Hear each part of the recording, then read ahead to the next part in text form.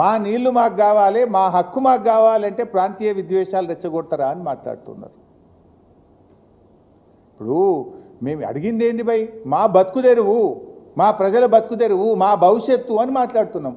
మా భవిష్యత్తు గురించి, మా ప్రజల గురించి మాట్లాడకపోతే తప్పు, మాట్లాడితే తప్పు కాదు.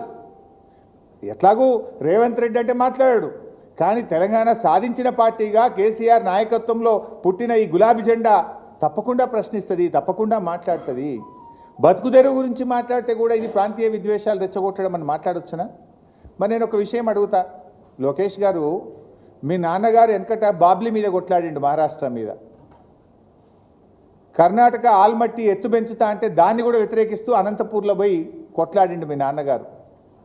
మరి మీ నాన్నగారు బాబ్లీ మీద కొట్లాడినా, ఆల్మట్టి మీద కొట్లాడితే అది కూడా ప్రాంతీయ విద్వేషాలు రెచ్చగొట్టడమేనా?